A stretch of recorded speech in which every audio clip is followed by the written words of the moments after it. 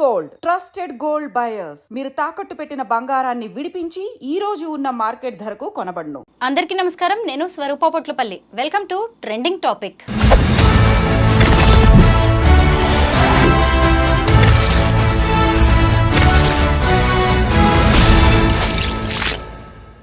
అక్రమ వలసదారుల వల్లే అమెరికా ఆర్థికంగా, సామాజికంగా, నైతికంగా క్షీణించిపోతోందని, తాను అధికారంలోకి వస్తే ఖచ్చితంగా ఈ అక్రమ వలసదారుల మీద ఉక్కుపాదం మోపుతానని ప్రకటించి మరి అధ్యక్ష ఎన్నికల్లో గెలిచారు డొనాల్డ్ ట్రంప్. ఆయన అధ్యక్షుడు అయిన తర్వాత నిర్ణయాలు తీసుకోవడమే కాదు, వాటిని అమలు చేసి కూడా చూపిస్తున్నారు. ఇప్పుడు ఈ పెద్దన్న అమెరికా బాటలోనే బ్రిటన్ కూడా నడుస్తోంది. ఆ దేశంలో ఉన్న అక్రమ వలసదారులని వెళ్లగొడుతోంది. ప్రస్తుతం నాతో పాటు గ్లోబల్ తెలంగాణ అసోసియేషన్ ఫౌండర్, అలాగే అమెరికాలో 30 ఏళ్లుగా ఉంటున్న ఒక సీనియర్ ఎన్ఆర్ఐ విశ్వేశ్వర్ రెడ్డి గారు ఉన్నారు. ఆయనతో మాట్లాడి అసలు ట్రంప్ తీసుకుంటున్న నిర్ణయాలు వెనక ఉన్న రహస్యం ఏంటో తెలుసుకుందాం. నమస్తే విశ్వేశ్వర్ గారు.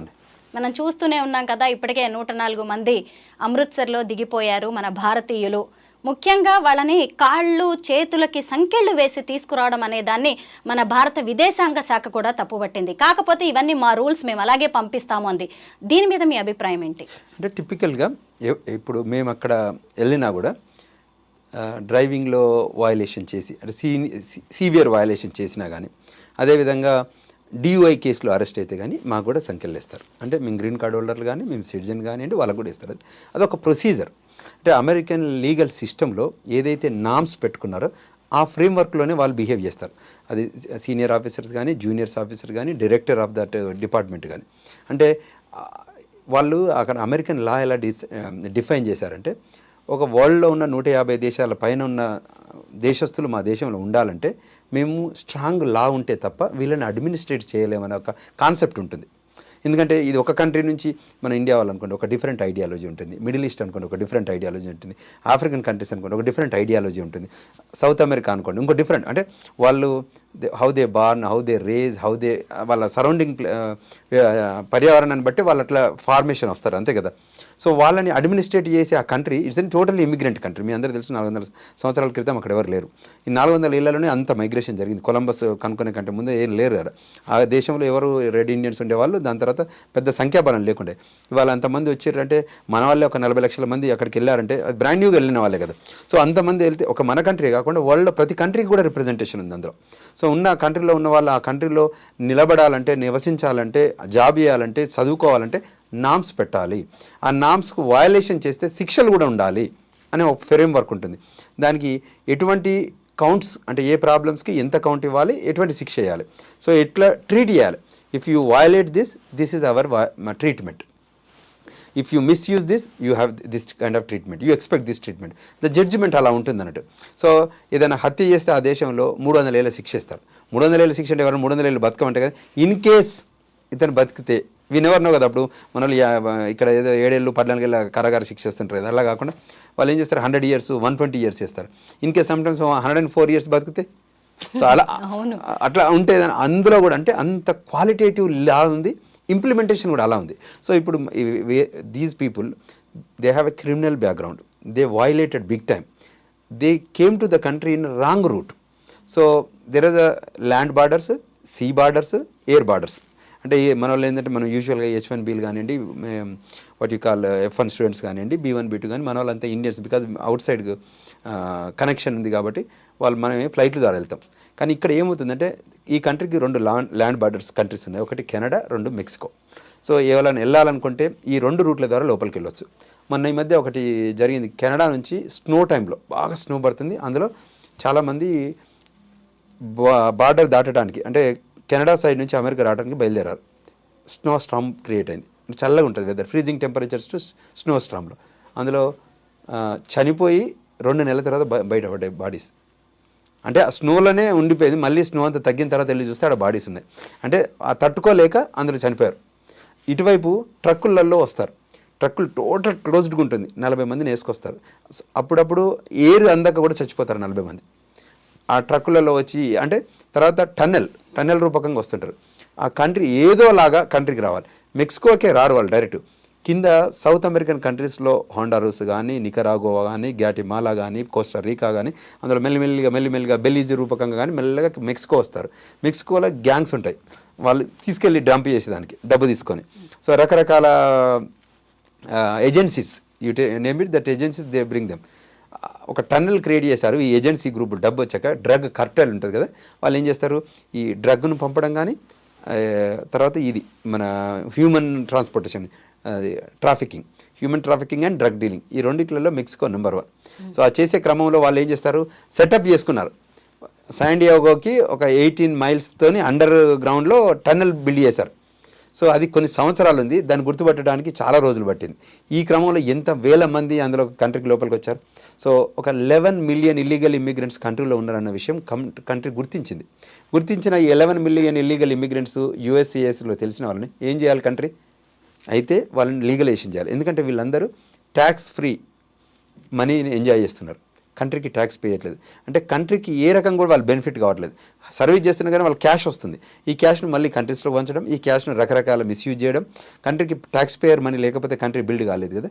సో ఇటువంటి సిచ్యువేషన్లో మిస్యూజ్ అవుతుంది కాబట్టి శిక్ష వేసేటప్పుడు కూడా వాళ్ళు ఏం అనలేరే, వాళ్ళని కొట్టలేదే, వాళ్ళని ఏం చేయలేదు. ఇవి హ్యాండ్ కాప్ వేయడం అనేది ఒక procedure. It's not that we should take it as a సీరియస్నెస్గా. మేము గ్రీన్ కార్డ్ హోల్డర్లమైనా సిటిజన్స్కైనా we are bounded to follow the rules. ఒకసారి దొంగతనం చేసినా, ఈ ఇమిగ్రేషన్ వయలేషన్ చేసినా, క్రిమినల్ వయలేషన్ చేసినా, they have to bound to the regulations of the immigration nationality act period. So మేము ఫాలో కావాల్సిందే. సో వచ్చేటప్పుడు మీరు అన్నట్టు ఇంటర్నేషనల్ అఫైర్స్ కానీ, పబ్లిక్ పాలసీలో కానివ్వండి, లేకపోతే మన ఎక్స్టర్నల్ అఫైర్స్ మినిస్ట్రీ కానివ్వండి, బయలాటరల్ ఇష్యూస్లలో ఎక్స్చేంజ్ చేస్తారు. మీరు ఇట్లా చేయొచ్చు అంటే that's our country policy. We have to follow our country. Me country పాలసీని మీరు ఫాలో అయినప్పుడు మా కంట్రీ పాలసీని మేము ఫాలో కావాలి కదా. మేమేం అనట్లేదు కదా వాళ్ళని కొట్టడం కానీ తిట్టడం కానీ. మేము చేస్తున్నాం, okay we find it out, these are illegal aliens, we need to send them back to the country. లేదంటే గ్వాంటనామో బే తీసుకెళ్ళి పెడతా అంటాం. దాని బదులు హోమ్ కంట్రీకి రావడం అంత ఉత్తమం ఇంకోటి ఉండదు.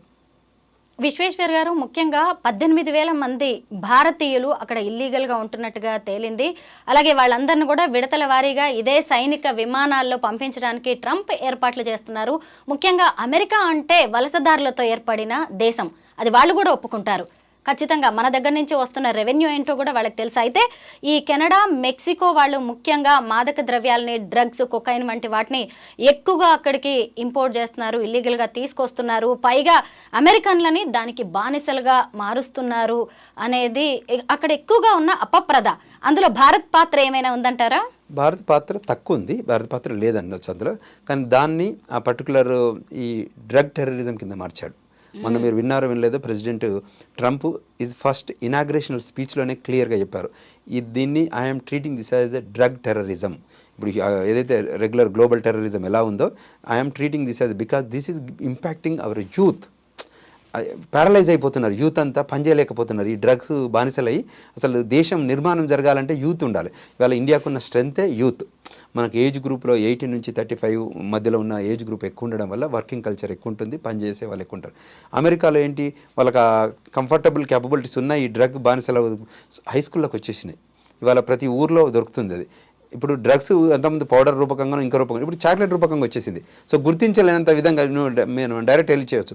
కంట్రీకి ఇంకేం చేసింది, దీన్ని తట్టుకోలేక ఏం చేశారు, మీకు సమ్ స్టేట్స్ దే లీగలైజ్ చేశాయి కంట్రీలో. ఇప్పుడు అంత పరిస్థితి వచ్చింది. సో అందుకోసమే ట్రంప్ తీసుకొచ్చిన నిర్ణయం ఏంటంటే, టిపికల్గా మా దేశ యువత భవిష్యత్తు అది ఇబ్బందుల్లో ఉండొద్దు, మా కంట్రీ నిర్మాణానికి, ఫ్యూచర్ జనరేషన్కి వీళ్ళే మాకు సూత్రధారులు కాబట్టి వీళ్ళ దగ్గర మంచి హెల్త్ ఉంటేనే, హెల్త్ ఈజ్ ద వెల్త్ అంటారు కదా. సో హెల్త్ ఉండాలనే ఉద్దేశంతోనే చేస్తున్నారు. కాకపోతే మెక్సికో ఏంటి, వాళ్ళ దగ్గర చీప్ లేబర్ ఎక్కువ ఉంటారు. సో వాళ్ళు ఏం చేస్తుంటారు, ఈ డ్రగ్ కార్టెల్ అక్కడ కొంచెం పోలీసింగ్ జరగదు కొన్ని ఏరియాస్లలో, కొన్ని స్టేట్లలో. అంత పెద్ద కంట్రీ అది కూడా, మెక్సికో కూడా. సో అక్కడ ఉన్న పండిన ఈ కొకైన్ కానీ ఇంకా వేరైతే ఉందో దాన్ని ఈ కంట్రీకి మార్చడానికి అదే వాళ్ళ రెవెన్యూ. ఎందుకంటే వాళ్ళ డాలర్ అమౌంట్ తక్కువ ఉంటుంది కాబట్టి, అక్కడ ఎంప్లాయ్మెంట్ లేదు కాబట్టి చాలామంది మనకు ఫార్మింగ్ లేబర్ వస్తారు మెక్సికో నుంచి కానివ్వండి, సౌత్ అమెరికా నుంచి చాలా countries, Guatemala, Honduras, Panama, Colombia, Chile, Peru, Argentina, Brazil, so Uruguay, Paraguay, so అన్ని కంట్రీస్ నుంచి పైకి వస్తూనే ఉంటారు. ఎక్కడెక్కడైతే ఎంప్లాయ్మెంట్ ఆపర్చునిటీస్ ఉందో బెలీజ్లో కూడా మన వాళ్ళు ఇప్పుడు వెళ్ళి ఫార్మింగ్ చేస్తున్నారు. అక్కడ వెళ్ళి మన వాళ్ళు కొన్ని వేల ఎకరాలు లీజుకి తీసుకొని, కొన్ని వేల ఎకరాలు కొనుక్కొని కాఫీ బీన్స్ ఉంటాయి కదా, కాఫీ బీన్స్ చేస్తున్నారు. అదేవిధంగా బొప్పాస్ ప్రొడ్యూస్ చేస్తున్నారు అక్కడ. అంటే బొప్పాయ కాయలను కూడా అక్కడ ప్రొడ్యూస్ చేస్తున్నారు. సో ఈ లైన్లో చూస్తే మీరు మనకు ఇండియన్స్ ప్లే రోల్ తక్కువనే ఉంది చెప్పాలంటే. మీరు అన్నట్టు డ్రగ్ డీలింగ్లో ఒకవేళ అందులో ఇన్వాల్వ్ అయితే మన వాళ్ళని కూడా పంపించేస్తారు. చదువుకోవడానికి వచ్చి పార్ట్ టైం జాబ్స్ చేస్తున్న వాళ్ళ మీద కూడా ట్రంప్ సీరియస్గానే ఉన్నారు. వాళ్ళ వీసాలు రద్దు చేస్తామని కూడా చెప్పారు. అయితే ఆ నిర్ణయంతో ఇక్కడ తల్లిదండ్రులు ఎంతోమంది ఆవేదన చెందుతున్నారు. అది కూడా మనం చూస్తూనే ఉన్నాం. ఇప్పుడు చదువుకుంటున్నారు, సడన్గా ఇప్పుడు వాళ్ళ పార్ట్ టైం జాబ్స్ ఆపేస్తే అన్ని డబ్బులు ఇక్కడి నుంచి తల్లిదండ్రులు పంపించడం కూడా కష్టం కదా. దీనికి ఏమన్నా ఉందా మధ్యలో ఇంకేదైనా ఆల్టర్నేటివ్? ఎలా ఉందంటే స్వరూప గారు, ఇది టిపికల్గా మనం ఇక్కడ ఫాలో అవుతామన్న రూల్స్ ఒకటి. మనం అక్కడికి వెళ్ళిన తర్వాత మనం ఈ ఇలిటేట్ రమ్మంటే ఇల్లంతా మాదనే టైప్ అక్కడ ఉంది. F1 ప్రోగ్రామ్ ఇలా ఉంటుందని గవర్నమెంట్ చెప్పింది. మనకు రూల్స్ తెలుసు, స్టూడెంట్కి ఏం తెలుసు, మనం నా చదువుకోవడానికి, నేను ఉండటానికి, నా ఖర్చుల నిమిత్తం, నా బట్టలకి అన్నిటికీ ఖర్చు ఇంత అవుతుందని మనకు తెలుసు. అందుకోసం అంత లోన్ తెచ్చుకుంటాం. ఈ లోన్ ఈ 2 years లోపల మనం తీసుకొని వాడుకొని మళ్ళీ కట్టాలనేది ఒక ప్లాన్. సో అది కాకుండా మనం అక్కడికి వెళ్ళి మనం what we are claiming that is our రైట్గా మనం క్లెయిమ్ చేస్తున్నాం. ఏంది మేము అక్కడ వెళ్ళి పార్ట్ టైం జాబ్ చేయడం అనేది మన రైట్గా ఫీల్ అయిపోయి జాబ్ చేయకపోతే ఏంటి సంగతి అని మనం రివర్స్ అడుగుతున్నాం. అసలు అలా అడగడానికి ఛాన్సే లేదు. ఎందుకంటే గవర్నమెంట్ క్లియర్గా చెప్తుంది, if you follow the norms immigration nationality act F1 rules follow అయితే మీరు అగ్రి అయినారు కాబట్టే మీకు వీసా ఇచ్చాము. మీరు కంట్రీ లోపలికి వచ్చారు. మా CBP ఆఫీసర్ కూడా మిమ్మల్ని ఇంటర్వ్యూ అడిగాడు. ఇంటర్వ్యూలో నేను చదువుకోవడానికే వచ్చాను, ఇదే యూనివర్సిటీలో పోయి చదువుకుంటానని చెప్పారు. కానీ వర్క్ అనేది ఎక్కడ మనం డిస్కషన్ చేయలే కదా. మేము వర్క్ చేస్తామని చెప్తే ప్రోగ్రామ్ కాదు కదా. వర్క్కి మళ్ళీ H1 ప్రోగ్రామ్ పెట్టాం. You come through H1. You use H1 program to come to the United States. Why you want to choose F1 to work? Clarity ఉంది కదండి. ప్రతి దానికి ట్రాక్ ఉంటుంది. ఇప్పుడు legal track, formal track, business track, executive track, industry track అనే tracks ఉంటాయి కదా. In similar lines F1 ప్రోగ్రామ్కి ఒక రూల్స్ ఉన్నాయి, H1B ప్రోగ్రామ్కి ఒక రూల్స్ ఉన్నాయి, O1 O2 రూల్స్ ఉన్నాయి. మీరు టిపికల్గా చూస్తే అమెరికాలో A2 ఆల్ఫాబెటికల్ A to Zలో ప్రతి లెటర్కి ఒక వీసా టైప్ ఉంటుంది. ఇప్పుడు ఇక్కడ నుంచి మన పూజారులు అమెరికాకు రావచ్చు, R1 వీసా రూపకంగా రావచ్చు, పూజలు చేసుకోవచ్చు, టెంపుల్లో పెర్ఫామ్ చేయొచ్చు, గ్రీన్ కార్డు తీసుకోవచ్చు, సిటిజన్షిప్ తీసుకోవచ్చు. మేము ప్రోగ్రామ్ ఇచ్చాం కదా. మీరు పూజారులు అయితే ఆ వీసా తీసుకోండి, మీరు సినిమా యాక్టర్లు అనుకోండి O1 O2 తీసుకోండి, మీరు స్టేజ్ పెర్ఫార్మర్ అనుకోండి P3 P1 P3 తీసుకోండి, మీరు రీసెర్చ్ అనుకోండి J1 వీసా తీసుకోండి. సో మేము ఇవన్నీ ఇచ్చినప్పుడు మా లైన్లో ఉన్నప్పుడు మీరు ఎందుకు మమ్మల్ని మిస్యూజ్ చేయాలనుకుంటున్నారు, మీరు ఎందుకు వయలేట్ చేయాలనుకుంటున్నారు? మీరు గైడెన్స్ తీసుకోండి, ఎడ్యుకేట్ కండి, ఈ ఫ్రేమ్వర్క్లో పనిచేయండి. మీకు ఆ కంట్రీ అన్ని రకాల వెల్త్ ఇస్తుంది. మీరు ఇల్లులు కొనుక్కోవచ్చు, భూములు కొనుక్కోవచ్చు, కార్లు కొనుక్కోవచ్చు, సెటిల్ కావచ్చు, పిల్లలు ఎడ్యుకేట్ కావచ్చు, పిల్లలు సెటిల్ కావచ్చు, కంపెనీ CEOలు కావచ్చు. మా కంపెనీ ప్రెసిడెంట్ కూడా మన కంట్రీ ప్రెసిడెంట్ కూడా గమ్మని చెప్తున్నాం కదా. ఇవాళ వివేక్ రామస్వామి ఏ స్థాయికి వెళ్ళారు, కమలా హారిస్ ఏ స్థాయికి వెళ్ళారు. వాళ్ళు ఒకప్పుడు అంటే what I'm talking and the ground rules of the country. That is the biggest democratic country. So ఏం చేస్తుందంటే ఆ democratic country has some norms. ఎట్లయితే మేము వెల్కమ్ చెప్తామో, ఎప్పుడైతే మేము రమ్మంటామో, ఎప్పుడైతే మేము రెడ్ కార్పెట్ ఇస్తామో, when there is a problem, when there is a issue, then you have to deserve this kind of punishment. అసలు అక్కడ భారతీయుల పాత్ర నిజంగా కీలకంగానే ఉంది. ముఖ్యంగా మనం ఐటీ కూడా పే చేసేది ఎక్కువగానే ఉన్నాం, మనమే ఎక్కువ అక్కడ. ఇంకొకటి ఏంటంటే మైక్రోసాఫ్ట్, గూగుల్ వంటి టెక్ దిగ్గజాలకు కూడా సారథులుగా ఉన్నది మన ఇండియన్సే. అలాగే డొనాల్డ్ ట్రంప్ ఇస్తున్న సర్కార్ కొలువుల్లో కూడా ఇండియన్స్కి చాలా ప్రయారిటీ ఉంది. అయితే ఒకవైపు అన్ని రకాలుగా రూల్స్ పాటిస్తూ అక్కడ ఉంటున్న వాళ్ళకి గ్రీన్ కార్డ్, అలాగే H1B వీసా లాంటి వాటి విషయంలో కూడా ఆయన సుముఖంగానే ఉన్నారు. అయినా సరే జన్మతహా వచ్చే ఒక పౌరసత్వాన్ని రద్దు చేయడం అనే దాని విషయంలో మాత్రం మన వాళ్ళందరూ కూడా కొంత టెన్షన్గానే ఉన్నారు. ఈ విషయంలో మీరేమంటారు? తప్పకుండా అది యాక్చువల్గా డిబేటబుల్ సబ్జెక్టే. అది రియాలిటీ అవుతుందా కాదా ఇంకా తెలియదు. బట్ టిపికల్గా ఏంటంటే ఆయన ఏం చెప్పి వర్షన్, ఒక్కొక్కరికి ఒక వర్షన్ ఉంటుంది. Your version, my version, real version. Trump version ఏంటంటే మీకు బర్త్ రైట్స్ ఇచ్చాం, హిస్టారికల్గా 140 ఏళ్ళ నుంచి ఇచ్చాము, 14th అమెండ్మెంట్ ద్వారా ఇచ్చాము, మీరు తీసుకుంటున్నారు ఇప్పటివరకు. యాజ్ ఆఫ్ టుడే టుమారో కూడా 19th వరకు కూడా కానీ మీరు ఏం చేశారు, అందులో లూప్ హోల్స్ ఏం చేశారు, విజిటర్ వీసా మీద రూపకంగా వచ్చేసారు, వచ్చి ఇక్కడ బర్త్ టూరిజం చేశారు. అదే ఆయన హర్ట్ అయ్యాడు. అంటే కంట్రీ హర్ట్ అయింది. అంటే మీరు వచ్చి 6 నెలల్లో, అంటే ఏజ్ ప్రెగ్నెంట్ ఉమెన్ వచ్చి 6 నెలలు వచ్చి ఆ 3 నెలల్లో డెలివరీ, విజిటర్ వీసా 6 months ఉంటుంది, అది చేశారు. వీళ్ళు ఇల్లీగల్ వచ్చారు, వాళ్ళ పిల్లలు అక్కడ కనడం మొదలుపెట్టారు. ఈ గోడలు దునికి ఇది టన్నెల్ రూపకంగా ట్రక్కులలో వచ్చిన వాళ్ళంతా విజిటర్ వీసా అని మేము వరల్డ్లో ద బెస్ట్ విజిటర్ వీసా ఏం చెప్పండి, అమెరికన్ విజిటర్ వీసా. 10 years ఇస్తారు వీసా, 10 full years మీరు వాళ్ళ వీసా. ఈ 10 years వీసా తీసుకొని మీరు ప్రపంచంలో చాలా కంట్రీస్కి వెళ్తే వీసా ఆన్ అరైవల్ ఉంది, అసలు వీసా లేకుండా చూస్తారు. అంటే మీకు అమెరికన్ వీసా ఇస్తే సెవెరల్ అదర్ కంట్రీస్ కూడా మిమ్మల్ని రెస్పెక్టబుల్గా చూస్తారు. మీరు దాన్ని మిస్యూజ్ చేస్తే ఎలా? చెప్పండి ఫ్రాంక్గా మాట్లాడుకుంటే. నేను మీకు ఇచ్చిన ఆఫర్ను మీరు మిస్యూజ్ చేస్తున్నారు. మీకు ప్రాబ్లం ఉంది, నేను ఈ ఫ్రేమ్వర్క్లో ఫిట్ గాను, నాకు ఇంకేదైనా ఉంది అని అడిగితే మేము ఇంకో వీసా టైప్ చెప్తాం, ఇంకొక ప్రోగ్రామ్ ఇంకో ట్రాక్ చెప్తాం, మీరు అందులో రమ్మని చెప్తాం. మేము మా దగ్గరికి వీసాలో రిక్వైర్మెంట్ వచ్చినప్పుడు మీరు అసలు మీ రెజ్యూమ్ ఏంది అని అడుగుతాం, మీ ప్రొఫైల్ ఏమని అడుగుతాం, మీది ఎక్కడ మ్యాచ్ అవుతుంది అని అడుగుతాం. దానికి తగ్గట్టు ఒక ప్రోగ్రామ్ని మేము సజెస్ట్ చేస్తాం. అంతేగాని ప్రతి దానిలో నేను వెళ్ళి పెడతానంటే వెల్కమ్ చెప్పదు కదా. కంట్రీ నామ్స్ చాలా బ్రహ్మాండంగా ఫాలో అవుతుంది. ఇవాళ ఎవరమైనా కంట్రీ ప్రెసిడెంట్తో సహా ఎవరికి వచ్చినా ఇబ్బందులు చేస్తే కంట్రీ వెల్కమ్ చెప్పదు. కంట్రీ శిక్షలు కూడా అలానే ఉంటుంది అక్కడ. తప్పకుండా ఫ్రేమ్వర్క్ రూల్స్లో ఫాలో కావాలి. ఇండియన్స్లో అంటే 95% వరకు కూడా చాలా జాగ్రత్తగా ఉంటారు, చాలా ఒబీడియంట్గా ఉంటారు, చాలా ప్యాషనబుల్గా పనిచేస్తారు. అంటే ఏదైనా అసైన్డ్ జాబ్ ఉంటే ఒక ఫ్యూ పర్సెంట్ ఏంటంటే ఇప్పుడు మిస్యూజింగ్ కల్చర్ ఈ మధ్యన స్టార్ట్ అయింది. చెప్పినా కూడా నేను మీకు జోక్ చెప్తే అర్థం, మీరు ఆల్వేస్ షాక్డ్. పేరెంట్ కాల్ చేశారు నిన్న మాకు, చేసి అడిగాడు, చేసి ఇట్లా మా అబ్బాయికి అక్కడ పని చేస్తున్నారండి, ఆల్రెడీ పని చేస్తున్నారండి, ఏం చేయాలి, ఏదో ట్రంప్ వద్దంటున్నారట అని నన్ను అడిగారు. అంటే అవునండి, ఇప్పుడు కొత్త రూల్స్ ప్రకారం వాళ్ళు ఆడిటింగ్ ఎక్కువ జరుగుతుంది. సో రూల్స్ అయితే అంటే ఇంతకుముందు కూడా ఉంది, కానీ ఇప్పుడు ఆడిటింగ్ చేసి పట్టుకుంటే మళ్ళీ డిపోర్ట్ అవుతారు కదా, ఇబ్బంది కదా, మీరు ఆపమని చెప్పండి మీ పిల్లలకి అని చెప్పాను. అంటే ఆపితే ఎట్లా, మరి మా అబ్బాయి సాయంత్రం పని చేయొచ్చా అన్నాడు. అంటే వాట్ యూ మీన్ అని అడిగాను. సాయంత్రం అంటే ఆఫీసర్ పొద్దున 9 to 5 వచ్చి వెళ్ళిపోయినాక మేము పని చేయొచ్చా అంటారు. అంటే అయినా పని చేయొచ్చు అనే ఆలోచన విధానం ఉంది చూడండి, అది కరెక్షన్ కావాల్సింది. ఎనీ పేరెంట్, మీరు పంపిన పేరెంట్కి మీ అబ్బాయిని అక్కడ జైలుకి పంపడానికో మీరు అబ్బాయిని అక్కడికి చనిపోవడానికో కాదు కదా. మన ఇప్పుడు ఒక అబ్బాయి వెళ్ళి డోర్ డాష్కి వెళ్ళి అబ్బాయి చనిపోయాడు, ఆ లొకేషన్కి వెళ్ళొద్దు, ఈ జాబ్ చేయొద్దు, ఏమైంది రిజల్ట్, నీ కొడుకే లూజ్ అయ్యా కదా. ఇదే సేమ్ థింగ్ ఇప్పుడు పిల్లల్ని పంపిస్తారు, రేపు పోర్ట్ ఆఫ్ ఎంట్రీలో పట్టుకుంటారు. ఇప్పుడు పంపించిన 20 లక్షలు 30 లక్షలు అయిపోతుంది, అబ్బాయి ఇన్నే ఉంటాడు, అబ్బాయి మీద 5 ఏళ్ళ బ్యాన్ చేస్తే ఆర్ వీ హ్యాపీ? మనం పంపించిన పర్పస్ ఏంటి? దొరికితే కూడా సాయంత్రం 5 తర్వాత 6 తర్వాత సిబిపి ఆఫీసర్ రాడా? సిబిపి ఆఫీసర్కి తెలియదా 9 to 5 రావాలని రూల్ ఉందా? హీ నోస్ కదా వాట్ ఈస్ దట్. ఇప్పుడు డిజిటల్ ఏజ్ అండి, ఇప్పుడు కరెంట్ ఈజ్ డిజిటల్ ఏజ్. ఈ డిజిటల్ ఏజ్లో దే కెన్ ట్రాక్ ఎవ్రీథింగ్. మన ఇద్దరం మాట్లాడుకుంటే మన ఐఫోన్ ఉంటుంది టిపికల్గా. మనం మాట్లాడుకునే భాషను బట్టి మనం నెక్స్ట్ టైం వెబ్ ఓపెన్ చేస్తే ఆ రిలేటెడ్ ప్రొడక్ట్స్ని మనకి ఇంట్రడ్యూస్ చేస్తుంటాం, సజెస్ట్ చేస్తుంది కదా. ఇటువంటి చేస్తే రియాలిటీ కదా.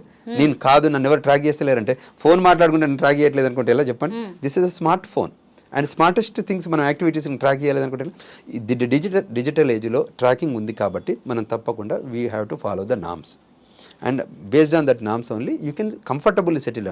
భయపడాల్సిన అవసరం లేదు. మనం నామ్స్ ఫాలో అయ్యామనుకోండి, ఆ ఫ్రేమ్వర్క్లో ఉండదు. ఎప్పుడైతే చీటింగ్ చేస్తాను కదా భయపడాల్సిన అవసరం వచ్చేది. సో మేము యాజ్ అన్ ఆర్గనైజేషన్ కానివ్వండి, మన లా ఫర్మ్ రూపకంగా కానివ్వండి, ప్రతి రూపకంగా మేము చేస్తుంటే వాళ్ళకి ఎడ్యుకేట్ చేస్తున్నాం. ఇప్పుడు ఎడ్యుకేట్ చేయడం, మేము ఫిషింగ్ ఎట్లా చేయాలో నేర్పిస్తాం, ఫిష్ కొనియం. సో ఆ లైన్లో ఇప్పుడు తప్పకుండా మన వాళ్ళకి తెలియలేదనుకోండి చేస్తాం, కానీ తెలిసి నటించే వాళ్ళని మనం ఏం చేయలేం, వాళ్ళ ఇబ్బందులలో పడతారు. ఇప్పుడు పోర్ట్ ఆఫ్ ఎంట్రీలో వచ్చిన వాళ్ళు మీరు 104 అని నెంబర్లు చెప్తున్నారు, రోజు 104 మంది డిపోర్ట్ అవుతున్నారు. ఇది ఫ్లైట్లో తీసుకొచ్చిన నెంబర్లో మీరు థింక్ చేస్తున్నట్టున్నారు. 104 మందిని ఎవ్రీ డే మీరు డిపోర్టేషన్లో వస్తుంది. మాకు రిక్వెస్ట్లు వస్తున్నాయి కదా. డిపోర్టేషన్ ఎలా జరుగుతుందంటే F1 వీసా రూపకంగా అక్కడికి వచ్చి పోర్ట్ ఆఫ్ ఎంట్రీలో కానీ H1 రూపకంగా వచ్చిన పోర్ట్ ఆఫ్ ఎంట్రీలో వీసా ఆఫీసర్ ఇంటర్వ్యూ చేసి సెకండరీ ఇన్స్పెక్షన్ తీసుకెళ్ళి వాళ్ళ ఫోన్లు కంప్యూటర్లు రివ్యూ చేసి అందులో వాళ్ళ వయలేషన్ గమనించి ఇన్అడ్మిజబుల్ చేసి అడ్మిజబిలిటీని విత్డ్రా చేసుకోమని చెప్పి డిపోర్టేషన్ పంపించి 5 ఏళ్ల బ్యాన్ చేసి పంపిస్తున్నారు. షారుఖ్ ఖాన్ యాక్ట్ చేసిన హిందీ సినిమా డంకీ గురించి మనం ఈ సందర్భంగా మాట్లాడుకోవాల్సిందే. దాన్ని అప్పుడు సినిమాగానే చూసాం, కానీ అది చాలా నిజ జీవితానికి సాక్ష్యంగా నిలుస్తోంది. అయితే చాలా మంది భారతీయులు కూడా, మెక్సికన్స్ కావచ్చు, కెనడా, ఇలా చాలా మంది అమెరికాకి డంకీ రూట్లో వెళ్తున్నారు. దానికి పర్మిషన్ ఇచ్చే సిబిటి యాప్ని కూడా ఇప్పుడు డొనాల్డ్ సర్కార్ అది రద్దు చేయడం అనేది జరిగింది. అసలు ఎందుకు ఈ రూట్ అనేది చాలా డేంజర్ అని తెలిసి కూడా వెళ్తున్నారు ఇల్లీగల్గా? ఇంకొకటి, అలా వెళ్ళిన వాళ్ళు చాలా మంది ఈ డ్రగ్స్ కేసుల్లో, రేపు, దొంగతనం కేసుల్లో ఇరుక్కుంటున్నారు. ఇవన్నీ బయటికి రాని నిజాలు చాలా ఉన్నాయి. ఇప్పటికైనా కళ్ళు తెరవాల్సిన అవసరం ఉందంటారా ఇలా వెళ్ళేవాళ్ళు? 100% ఉంది. ఈ కంట్రీ ఒక 20 ఏళ్ళ క్రింద లాగలేదు. Today is developing. India is developing. India has plenty of opportunities. పని చేయగలిగితే ఇక్కడ ఉన్నట్లే. ఇప్పుడు మన తెలంగాణలో ఇప్పుడు చూస్తే బీహార్ నుంచి, మహారాష్ట్ర నుంచి, బెంగాల్ నుంచి వచ్చి పనిచేస్తున్నారు. సో అంటే ఇంకా ఆపర్చునిటీస్ ఇక్కడ ఉన్నాయి. అంటే ఇక్కడ ఫార్మింగ్లో మీకు తెలుసు కదా, వ్యవసాయ కూలీల రూపకం కానీ, బిల్డింగ్ కన్స్ట్రక్షన్ రూపకం కానివ్వండి, వేరియస్ సెక్యూరిటీ రూపకం కానీ చాలామంది బయట నుంచి వచ్చి పనిచేస్తున్నారు.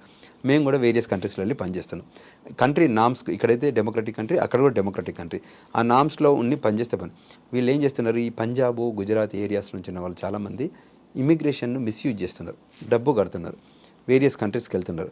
డైరెక్ట్ మెక్సికోకి వెళ్ళట్లేదు. మెక్సికో కూడా నామ్స్ కంట్రీ బౌండరీస్ కాకుండా ఇంకా పూర్ కంట్రీస్ ఉంటాయి కదా, కొద్దిగా ఇమిగ్రేషన్ ఫ్లెక్సిబిలిటీ ఉన్న కంట్రీస్లో ఏదో రకంగా లోపలికి దూరేస్తున్నారు. దాని తర్వాత మళ్ళీ ఒక కంట్రీకి నుంచి ఇంకో కంట్రీకి ట్రక్కులలో వస్తున్నారు.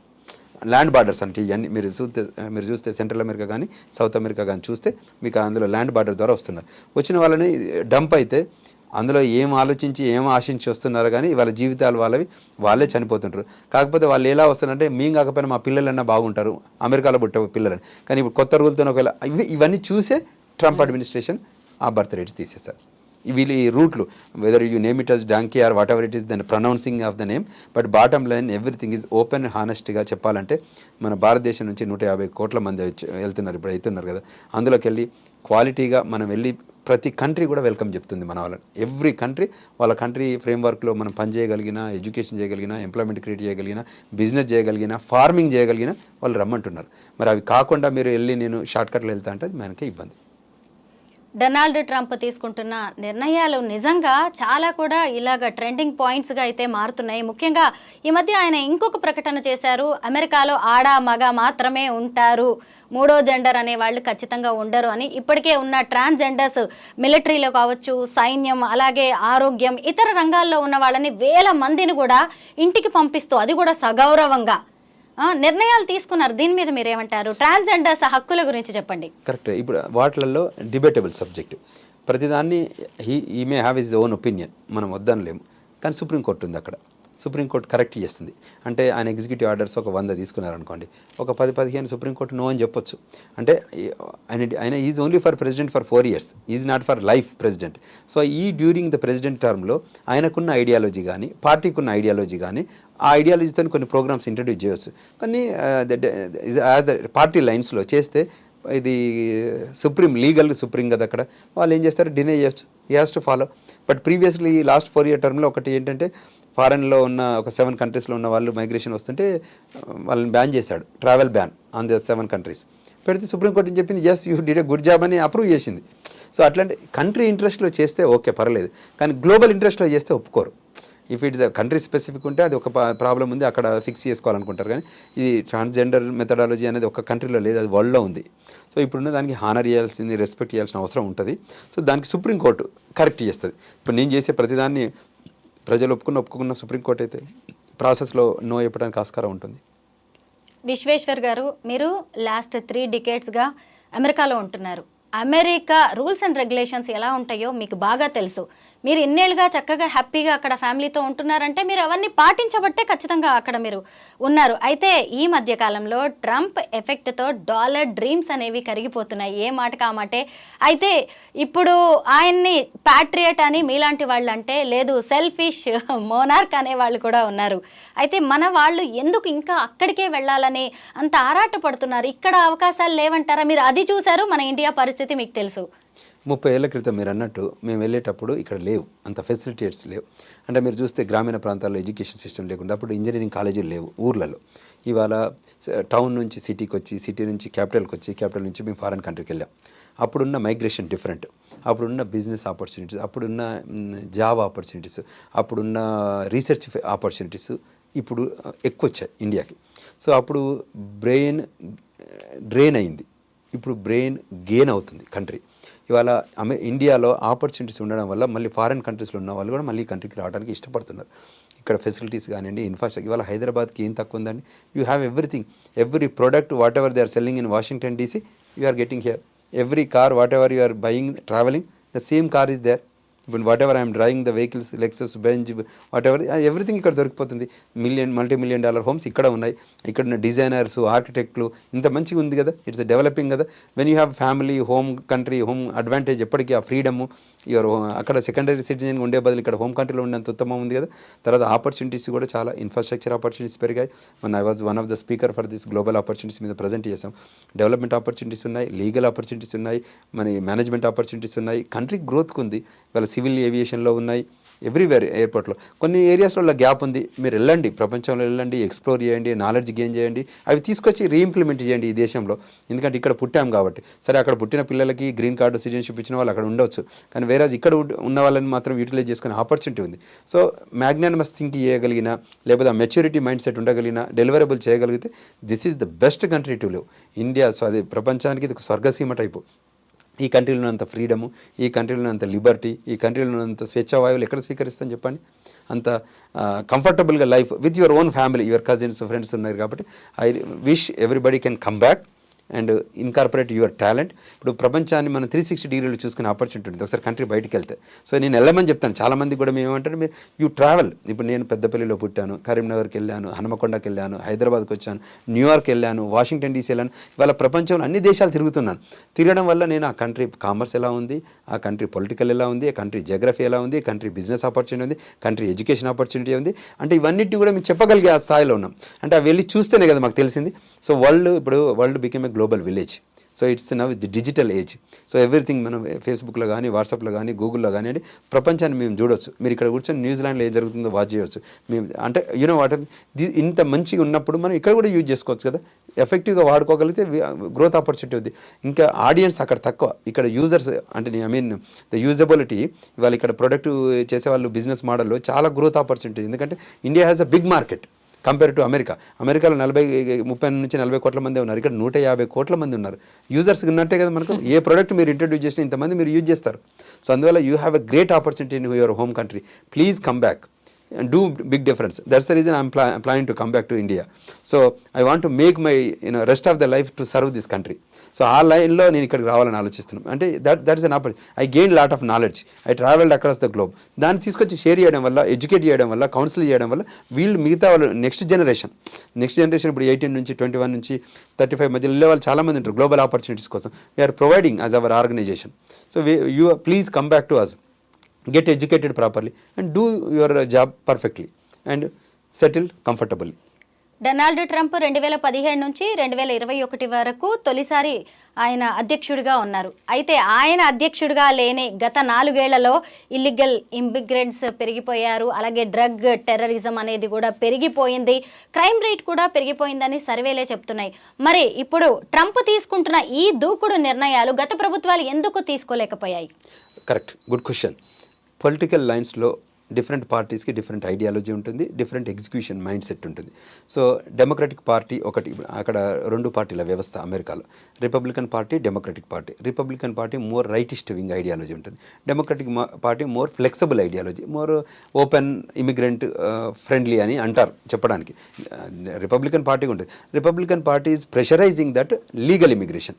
వీళ్ళు ఏమంటున్నారు, ప్రపంచంలో ఎక్కడ గొడవలైనా ఏమైనా ఇబ్బంది అయినా మోర్ అసైలం వాళ్ళని కూడా తీసుకొచ్చుకొని ఇలా రుద్దుతామంటున్నారు. మన ఈ మధ్య మీద జరిగింది ఆఫ్ఘనిస్తాన్లో జరిగితే మీరు ఫ్లైట్లను పట్టుకొని, రెక్కలను పట్టుకొని మీరు వచ్చి చనిపోయిన వాళ్ళు చాలామందిని చూసాం. లైవ్గా యూట్యూబ్లలో వచ్చింది మనం చూసాం. సో అందులోకి వెళ్ళి తీసుకొచ్చి మేము అమెరికా దేశంలో ఎక్కడెక్కడైతే జనాలు తక్కువ ఉన్నారో అన్ని జనాలలో వాళ్ళని డంప్ చేశారు, వాళ్ళని వదిలేశారు, వాళ్ళకి వర్క్ పర్మిట్ ఇచ్చారు, వాళ్ళకి అంటే ఫుడ్ స్టాంప్స్ ఇచ్చారు, స్టేకి ఉండటానికి ఇచ్చారు, భోజనం పెట్టారు, సెటిల్ కమ్మని చెప్పారు. అమెరికా ఉన్న రిపబ్లికన్ పార్టీ ఐడియాలజీలో మేము తీసుకురాము, అటువంటిది వెల్కమ్ చెప్పము. మీరు రండి, మంచి ఎగ్జిక్యూటివ్, మంచి ఎక్స్పీరియన్స్, మంచి నాలెడ్జ్, మంచి ఎమినెన్సీ ఉంటే ఒక ప్రోగ్రామ్ పెడతాం, అది యూజ్ చేసుకోండి, మేము డైరెక్ట్ గ్రీన్ కార్డ్ కూడా ఇస్తాం. కానీ మనకి ఇటువంటి క్రాప్ చెత్త మాకు అక్కర్లేదు. We want to build this super power country. కావాలంటే ఇటువంటి వాళ్ళందరినీ తీసుకొని వచ్చి చేస్తే ఎలా ఉంటుంది? ఇబ్బంది ఉంటుంది కదా. సో ఇప్పుడు మేము అక్కడ వెళ్ళాము, మాకు అక్కడ ఏమి లేవు కదా, సిస్టమేటిక్గా ఇక్కడ జరుగుతున్నాయి అన్నీ అక్కడ ఏమీ లేవు. అక్కడ quality, talent, ability, skill, knowledge ఉంటే ఆ programme itself called skilled labour. H1B ప్రోగ్రామ్ను స్కిల్డ్ లేబర్ అంటారు. సో స్కిల్ ఉన్న వాళ్ళు మాకు ఆ టెక్నాలజీలో మా దగ్గర లేరు, ఆ గ్యాప్ ఉంది. వరల్డ్లో ఎక్కడుంది టాలెంట్ అంటే ఈ టాలెంట్ తెలంగాణలో ఉంది, ఆ తెలుగు ప్రజలలో ఉంది. సో అందువల్లనే ఇక్కడ హైదరాబాద్లో 55 విండోలతో మేము కాన్సులేట్ ఎందుకు పెట్టాం? మీ దగ్గర టాలెంట్ ఉందనే కదా, లేకపోతే అంతకుముందు ఏంది కాన్సులేటే లేదు కదా. మీరు హిస్టారికల్ ఇప్పుడు 30 ఏళ్లలో మీరు వెళ్ళాక చేంజెస్ ఏమున్నాయంటే అదే కదా. అంటే గ్రోత్ పెరిగినట్టే కదా.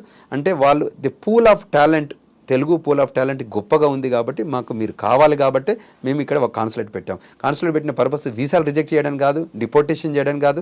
మేము చెప్పింది మా దగ్గర రైట్ఫుల్ పీపుల్ రండి. Don't misuse your experience letter, don't misuse financial letter, don't misuse your talent, don't cook up your resumes.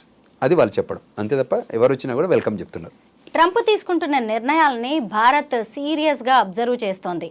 ఇప్పుడు ఇన్ని వేల మంది మా దగ్గర ఇల్లీగల్గా ఉంటున్నారు, వాళ్ళందరినీ వెనక్కి పంపిస్తున్నాం అన్నా కానీ మన భారత్ ఏమీ తప్పుపట్టలేదు. ఎందుకంటే వాళ్ళ రూల్స్ అవి కాబట్టి, మన వాళ్ళు వైలేట్ చేశారు కాబట్టి ఓకే పంపించండి అని.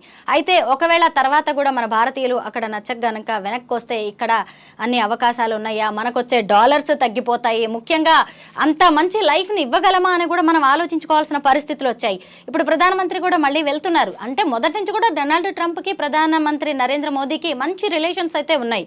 అయితే ఇప్పుడు కొత్తగా పర్యటనలో ఏమన్నా వీటన్నిటి మీద ఇద్దరు చర్చించుకునే అవకాశం ఉండొచ్చా, ఏమన్నా మార్పులు వచ్చే అవకాశం ఉందంటారా ప్రధాని పర్యటన తర్వాత?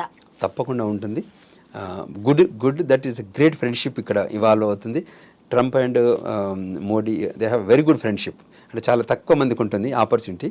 అంటే హిస్టారికల్గా మనకంత కనెక్షన్స్ లేవు, కానీ ట్రంప్ వచ్చినప్పుడు కానీ మోడీ అక్కడికి వెళ్ళినప్పుడు కానీ దే ఆర్గనైజ్డ్ బిగ్ మీటింగ్స్. హ్యూస్టన్లో they jointly organised public meeting, diaspora meeting చేశారు. ట్రంప్ ఇక్కడికి వచ్చినప్పుడు కూడా మనకు గుజరాత్లో బ్రహ్మాండమైన మీటింగ్ ఆర్గనైజ్ చేశారు. So his wish that Trump వస్తే బాగుండని అనుకున్నారు, మధ్యలో ఓడిపోయారు. బట్ వాళ్ళకి ఇప్పుడు వస్తే అంటే చిన్న చిన్న ఇష్యూస్ మీద యూజువల్గా ఎట్లుంటుందంటే మన ఫారెన్ మినిస్ట్రీ, ఫారెన్ సెక్రటరీ వాళ్ళే మాట్లాడతారు. మేజర్ ఇష్యూస్ మీద ప్రెసిడెంట్లు మాట్లాడతారు. వీళ్ళు సబ్జెక్ట్ తీసుకొస్తారు. చిన్న చిన్నవి అనుకోండి, అది బయలాటరల్ ఇష్యూస్ కానీ కంట్రీ స్పెసిఫిక్లో మీకు ప్రయారిటైజ్ ఉంటాయి కదండి నీడ్స్ని బట్టి. సో టాప్ వాటిలోనే మాట్లాడతారు. చిన్న చిన్న వాటిని మినిస్టర్సే మాట్లాడేసి క్లోజ్ చేస్తారు.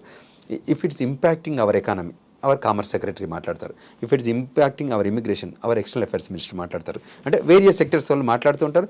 ఈ డైలాగు ఎప్పుడూ జరుగుతూనే ఉంటుంది. మనకు వైట్ హౌస్తో కనెక్షన్స్ ఉంటాయి, క్యాపిటల్ హిల్తో కనెక్షన్స్ ఉంటాయి, ప్రెసిడెంట్తో మాట్లాడుతుంటారు, పెంటగాన్తో మాట్లాడుతుంటారు, సిఐఏతో మాట్లాడుతుంటారు. This is a open dialogue. అంటే ఇదో స్పెసిఫిక్గా ఇప్పుడే జరుగుతుంది క్లోజ్ చేయడం అంటూ ఉండదు.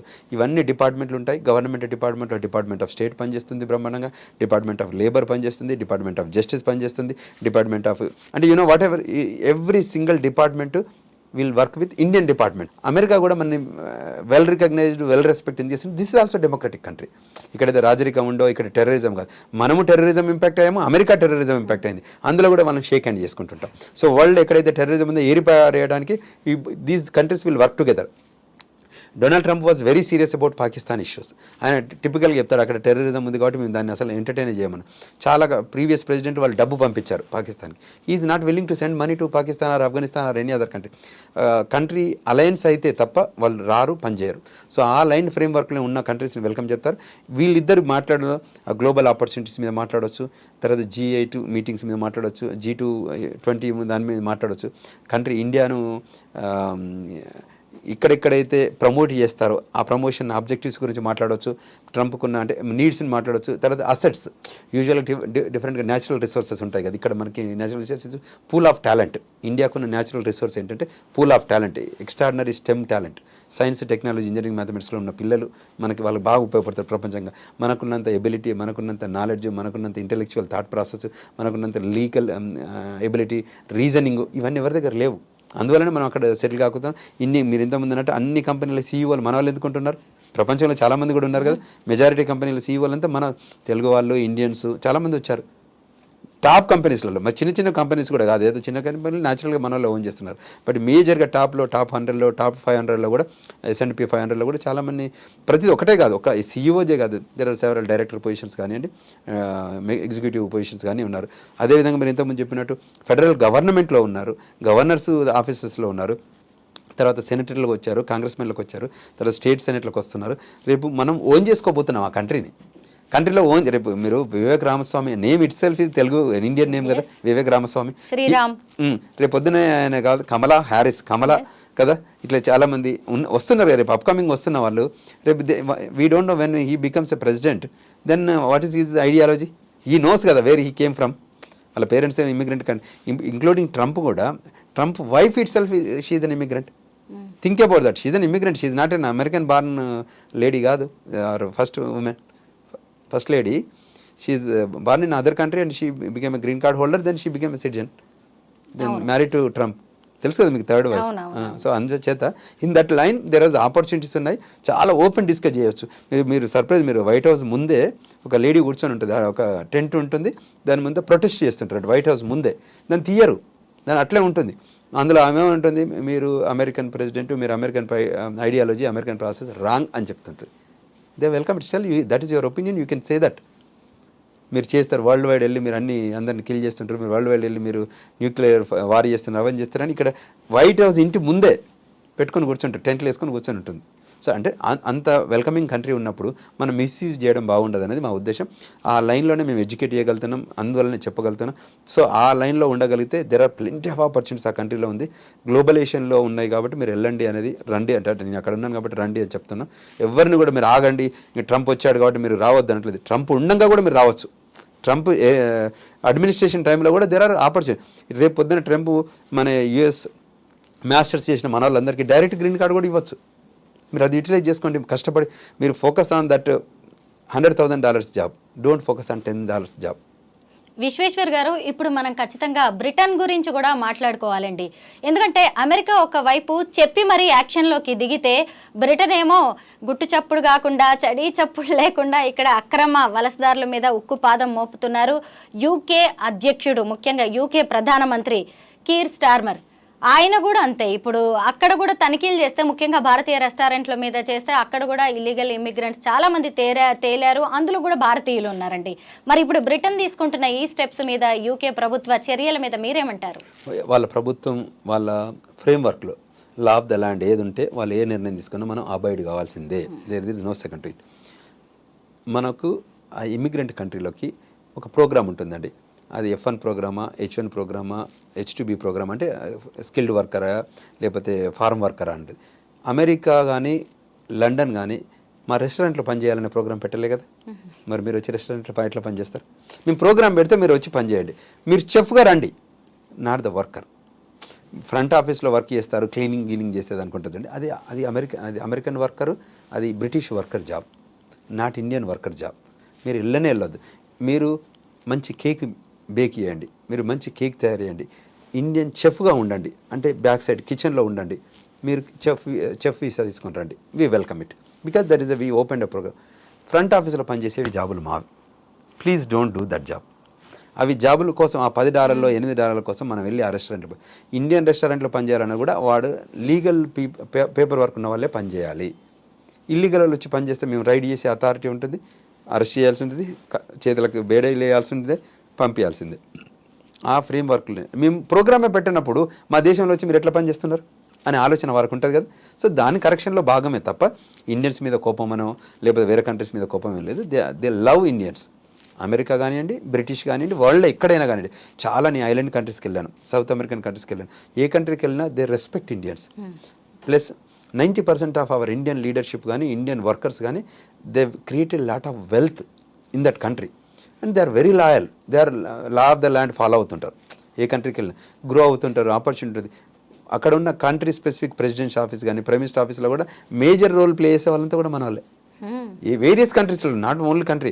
మీరు చూడండి చాలా కంట్రీస్లలో 3 తరాల క్రితం వెళ్ళిన వాళ్ళు ఇప్పుడు కంట్రీ ప్రెసిడెంట్లు కూడా ఉన్నారు కదా. మన ఈ మధ్య జరిగిన ప్రవాసీ భారతీయ దివస్లో మనం వాళ్ళని తీసుకొచ్చి మనం హోస్ట్ చేయించుకుంటున్నాం కదా. సమ్ కంట్రీస్ ప్రెసిడెంట్లను తీసుకొచ్చి మనం హానరరీ చేస్తున్నాం ఆ రోజు.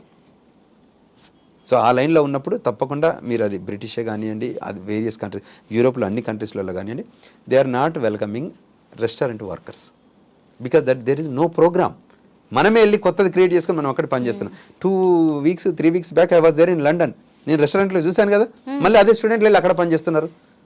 సో నీ ప్రోగ్రామ్ లేదు, నువ్వు అక్కడికి వచ్చిన పర్పస్ చదువుకోవడానికి. మేము ఏ రకంగా దీన్ని మిస్యూజ్ చేద్దామని ఇప్పుడు మాకేమి ఇబ్బంది లేదండి. ఈ పిల్లలే ఇబ్బంది పడతారు. రేపు పొద్దున్న మళ్ళీ బయటికి వెళ్ళి మళ్ళీ లండన్ లోపలికి వెళ్తుంటే ట్రాక్ చేస్తారు. ఇప్పుడు అది కాకుండా ఏం చేస్తున్నారు, వీళ్ళు సైట్ ఆడిట్ చేస్తున్నారు, సైట్లోకి వస్తున్నారు. ఇప్పుడు అమెరికాలో ఐస్ అని ఉంటుంది, ఇమిగ్రేషన్ కస్టమ్స్ ఎన్ఫోర్స్మెంట్ అని. ఆ డిపార్ట్మెంట్కి ఫుల్ పవర్స్ ఉంటాయి. మొన్న ఈ మధ్య ఏదో వీడియో చూపించారు, అది ఎంతవరకు రియాలిటీ కానీ, అది పటేల్ బ్రదర్స్ అని ఉంటాయి అమెరికాలో గ్రాసరీ షాపులో. సో వీళ్ళు ఒకసారి వస్తే రైడ్కి వస్తే ఒక 20-30 కార్లలో వస్తారు, ఒకరిద్దరు రారు. వచ్చేసరికి వాళ్ళు కెమెరాలు అన్నీ రెడీ చేసుకొని వస్తారు. పారిపోయినా ఎక్కడికి పారిపోలేరు పాపం. ఆ పార్కింగ్ లాట్లు అంతా పరిగెత్తుకుంటూ పోతున్నారు. అంటే బాధగా అనిపిస్తుంది. అంటే మీకు చేసే ప్రోగ్రాంలో ఉండండి, మేము ఎడ్యుకేట్ చేస్తామండి. ఆ జాబ్ లేకపోతే అది వెళ్తే ఎంత జాబ్ అండి, $10-20 జాబ్. మేము చూస్తే అంతకంటే ఎక్కువ మనీ ఇక్కడ సంపాదించుకోవచ్చు ఇండియాలో. ఇక్కడ అంత ఎంప్లాయ్మెంట్ ఉంది, చేయగలిగే ఇంట్రెస్ట్ ఉంటే. సో అంచేత we are welcoming that if you don't know about the laws of the land, we are there to help us. అటు అమెరికాలో కావచ్చు, ఇటు యూకేలో కావచ్చు, ఈ అక్రమ వలసదారుల విషయంలో ప్రభుత్వాలు తీసుకుంటున్న నిర్ణయంలో అధికార విపక్షాలు ఏకతాటి మీదకి వస్తున్నాయి. అక్కడ యూకే వాళ్ళు ముఖ్యంగా బ్రిటన్స్ ఒక మాట అంటున్నారండి, మన దేశం మన ఇల్లు లాంటిది, ఇదేమి హోటల్ కాదు ఎవరు పడితే వాళ్ళు వచ్చి వెళ్ళడానికి ఎప్పుడంటే అప్పుడు అని. నిజమే కదా, మన దేశాన్నైనా మనం అలాగే చూసుకుంటాం. దీంతో మనం ఖచ్చితంగా ఏకీభవించి తీరాల్సిందే. తప్పకుండా.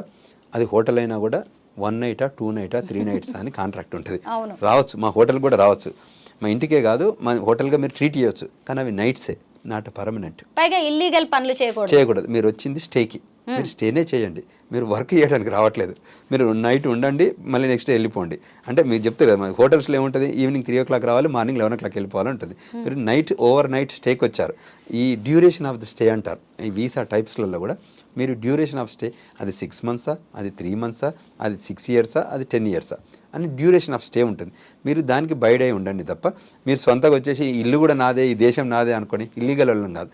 If you have a rights you please claim it, we welcome it. ఇప్పుడు క్లెయిమ్ చేసే దాంట్లో ఎవరు వద్దంటున్నారు? ఇప్పుడు నాకు have a green card, my wife has a citizen, my daughter born there, she is a US citizen. So they have rights, entitlements అంటారు చూడండి.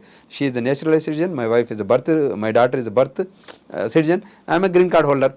So మాకు మేము ఫ్రీగా చేసుకుంటున్నాం కదా ఇవన్నీ, అంటే జాబ్ డ్యూటీస్ చేసుకోగలుగుతున్నాం, ఫాలో అవుతున్నాం. So we are enjoying those freedom కదా. In the similar lines objectives enjoy చేస్తున్నాం, మన ఎకనామిక్స్ ఎంజాయ్ చేస్తున్నాం, ఫైనాన్స్ ఎంజాయ్ చేస్తున్నాం, లైఫ్ స్టైల్ ఎంజాయ్ చేస్తున్నాం, ఆ కంట్రీ ఫ్రీడమ్ని ఎంజాయ్ చేస్తున్నాం. ఇవన్నీ వాడుకొని మీరు కూడా ఎంజాయ్. నేను ఒక్కరికే కదా, ఒక్కరిది కదా country. That country is welcoming everyone. హిస్టారికల్గా that country itself is immigrant country. Everyone mood. Trump వాళ్ళ గ్రాండ్ పేరెంట్స్ వాళ్ళు ఎక్కడి నుంచి వచ్చారు? ఏదో కంట్రీ నుంచి వచ్చిన వాళ్ళే కదా. ట్రంప్ బట్ ఇప్పుడు ఏమంటాడంటే ఈ కంట్రీని ఫుల్ ప్రూఫ్ చేయాలి. బ్రిటిష్ ఉంటుంది, రేపు మనం బంగ్లాదేశ్ నుంచి వచ్చేవాళ్ళని మనం వెల్కమ్ చెప్తున్నామా? నో అంటున్నాం కదా. బంగ్లాదేశ్ నుంచి వచ్చే వాళ్ళు రావద్దని చెప్తున్నాం కదా. మన బౌండరీస్ మన దేశానికి కూడా కొన్ని రూల్స్ ఉన్నాయి కదా. మనం బౌండరీస్ అన్ని లాక్ చేద్దాం అనుకుంటాం కదా. పాకిస్తాన్ POK దగ్గర మనం అంతా ఫెన్స్ని పెడుతున్నాం కదా. ఇటు ఇండియా పాకిస్తాన్ మధ్యన కంచేస్తున్నాం కదా. సో చేస్తున్నప్పుడు this is the advanced version of the American boundaries. ఇప్పుడు సౌత్ అమెరికాకు కనెక్ట్ అయ్యే మెక్సికోకు అమెరికాకు మధ్యలో మేము ట్రంప్ అడ్మినిస్ట్రేషన్ ఏం చేస్తుంది, గోడ కడుతుంది, పెద్ద గోడ. So they want to build a wall because మన వాళ్ళు టన్నెల్ కడుతున్నారు కిందకెళ్ళి. సో ఈ టన్నెల్ అన్ని చూశారు కాబట్టి అంతకుముందు సింపుల్ కంచే ఉండేదండి. ఒకప్పుడు చాలా ఓపెన్గా ఉండేది. కంట్రీ హ్యాస్ వైడ్ ఫ్రీడమ్ ఉండేది. We enjoyed really. ఇప్పుడున్న పిల్లలకు తెలియదు కానీ మేము రియల్ అమెరికన్ ఫ్రీడమ్ ఎంజాయ్ చేస్తాం. అది ఎవరి వల్ల ఎక్కడ దొరకదు అంత ఫ్రీడమ్.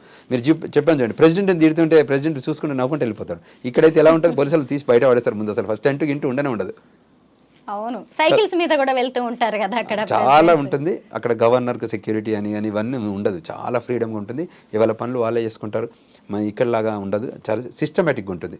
మనం కూడా అడాప్ట్ చేసుకోవాలి. ఇప్పుడు వరల్డ్లో మేము తిరిగి చూసాం కదా, మన దేశానికి ఉన్న ఔన్నత్యం, మన దేశానికి ఉన్న సంస్కృతి, మనకున్న హిస్టరీ వేరు, మనకున్న స్పిరిట్ వేరు. ప్రపంచ దేశాల్లో కొన్ని వివిధ దేశాల్లో కొత్త కొత్త విషయాలు తెలుసుకుంటే అవి తీసుకొని అందులో మంచిని తీసుకొని అడాప్ట్ చేసుకొని మన దేశానికి ఆపాదించుకోవచ్చు, తప్పేం లేదు. కానీ అటువంటి లైన్ కాకుండా వేరే లైన్లు తీసుకుంటే ఏ కంట్రీకి, ఇప్పుడు మేము అందరం అక్కడ వెళ్ళి మంచి చేస్తేనే మేము అంబాసిడర్లం, వాళ్ళు గౌరవిస్తారు. లేకపోతే ఇండియన్స్ అంతా ఇలానే అనుకుంటారు. మీకు సర్ప్రైజింగ్ ఏంటంటే one of the port of entry CBP officer దగ్గర ఒక పాప ఏం చెప్తుందంటే, సార్ నేను ఒక్కనే కాదు, మా ఫ్రెండ్స్, మా ఇండియన్ ఫ్రెండ్స్ అంతా ఇదే పని చేస్తారని చెప్తుంది. ఇది ఎవరికి నెగటివ్? పాపకు ఒక్కతే కాదు, అక్కడ ఉన్న పిల్లలందరికీ నెగటివే. వాళ్ళంతా ఇండియన్స్ అంతా ఇలానే చేస్తారు. వైలేట్ చేస్తున్నాం. నేను ఒక్కరినే వైలేట్ చేయట్లేదు officer, we are all doing this అంటుంది ఆ పాప. విశ్వేశ్వర్ గారు, ఏ మాట కామాటే చెప్పుకోవాలి కానీ ఈరోజు అమెరికా, బ్రిటన్ వంటి దేశాలు తీసుకుంటున్న చర్యలతో అసలు కామన్ మ్యాన్గా మనలాంటి వాళ్ళం కూడా రివ్యూ చేసుకోవాల్సిన పరిస్థితి వచ్చింది. అసలు మన దేశంలో ఎలా ఉంది?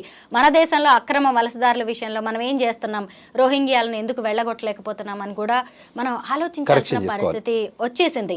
అయితే ఇప్పుడు మొత్తానికి మీరు ఒక NRI మెంటర్గా మారిపోయారు.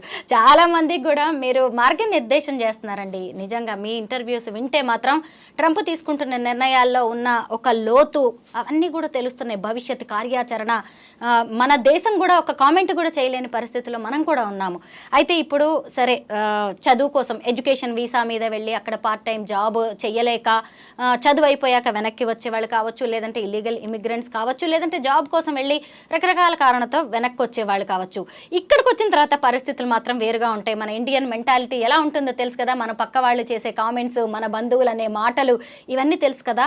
ఇప్పుడు అలా వెనక్కి వచ్చిన వాళ్ళు మళ్ళీ ఎలా స్ట్రాంగ్గా ఎలా నిలబడాలి, పడిలేచిన కెరటం లాగా భారత్లో వాళ్ళని వాళ్ళు ఎలా ప్రూవ్ చేసుకోవచ్చు అంటారు? తప్పకుండా చేసుకోవచ్చు అండి. ఇప్పుడున్న సిస్టమేటిక్ అప్రోచ్ వెళ్తే జీవితంలో చాలా ఒడిదొడుకులు ఉంటాయి, అప్ అండ్ డౌన్స్ అవుతాయి, మనం కొన్ని ఎక్స్పెరిమెంట్లు చేస్తాం, ఫెయిల్ అవుతుంటాయి, మళ్ళీ వాటిని ఓవర్కమ్ కావాలి.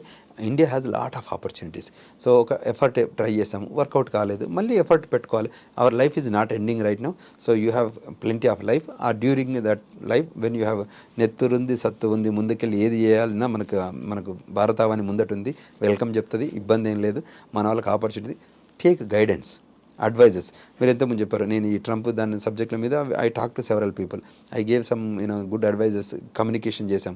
ఇవాళ ఏంటంటే చాలామందికి ఆ క్లారిటీ ఇచ్చేస్తే వాళ్ళకు కూడా అర్థమవుతుంది. ఆ కమ్యూనికేషన్ లేక ఇవాళ ఐ డ్రీమ్స్ ద్వారా మీరు రూపకంగా మీరు చాలామంది రీచ్ అవుట్ అయింది. సో వాళ్ళకు కూడా ఎడ్యుకేట్ అవుతారు కదా. వాళ్ళు చాలామంది నాకు ఒపీనియన్, మీ ఐ డ్రీమ్ చూసిన వాళ్ళు కూడా పేరెంట్స్ నాకు కాల్ చేశారు చాలామంది. చూసాం, మేము ఇక్కడ వీడియోలో చూసాం, మీ కమ్యూనికేషన్ చూసాం, చాలా బాగా ఓపెన్గా హానెస్ట్గా కమ్యూనికేట్ చేస్తారండి.